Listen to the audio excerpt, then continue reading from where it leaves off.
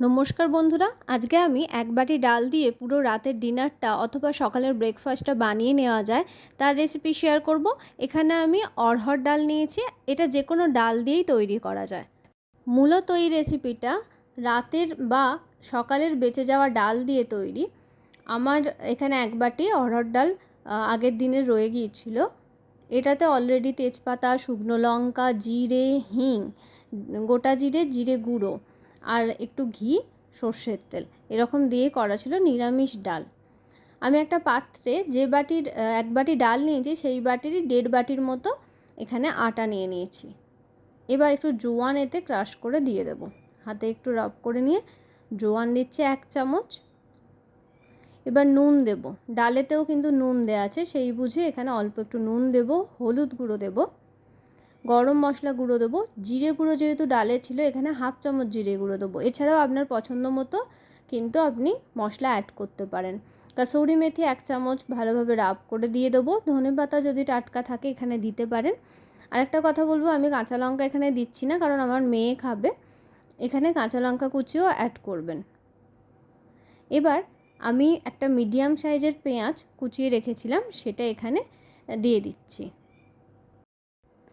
এরপর আমি ডালটা একটু একটু করে অ্যাড করতে থাকবো, আটা মাখতে থাকবো।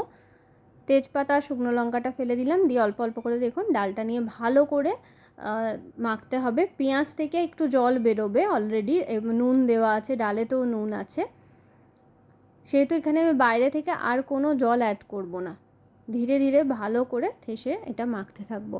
খুব ভালোভাবে মাখা হয়ে গেলে আমি ওপর থেকে একটু তেল দিয়ে দেবো। সাদা তেল ইউজ করছি এখানে, চাইলে আপনারা ঘিও অ্যাড করতে পারেন। এবার ভালো করে তেলটা দিয়ে একটু ঠেসে নিয়ে 5 মিনিট মতো আমি ঢাকা দিয়ে রেখে দেবো।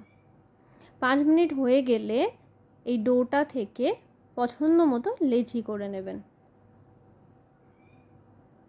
একটু আনইভেন হবে লেচিটা, যেহেতু পেঁয়াজ দেওয়া রয়েছে। এবার এটা বেলে নেওয়ার পালা। রাতে বা সকালে জলখাবারে যদি এই রেসিপিটা বানান তাহলে আচারের সাথে বা টক দইয়ের সাথে, বাচ্চারা একটু সসের সাথেও খেতে পারে, অথবা গ্রিন চাটনির সাথেও কিন্তু এটা দারুণ লাগে। আর কিছু বানানোর দরকার হয় না সবজির। এবার দেখুন চাটু গরম করে এপিট ওপিট করে সেকে নিলেই কিন্তু তৈরি হয়ে যাবে। আমি এখানে ঘি ইউজ করছি, আপনারা চাইলে সাদা তেলও ইউজ করতে পারেন। আর এই চাটুতে যদি ঘিয়ের বা তেলের পরিমাণ বেশি হয়ে যায় তাহলে এরকম খুন্তি দিয়ে কিন্তু উল্টাতে যাবেন না। দেখুন লাল লাল করে ভালো করে কিন্তু ভেজে নিয়েছি। খুন্তি ইউজ না করে এরকম একটা চিমটিও ইউজ করতে পারেন, তাহলে ঘি বা তেল ছিটানোর কোনো ভয় থাকবে না। এইভাবে সব পরোটাগুলো সেকে নিলেই রেডি হয়ে যাবে রাতের ডিনার অথবা সকালের জলখাবার।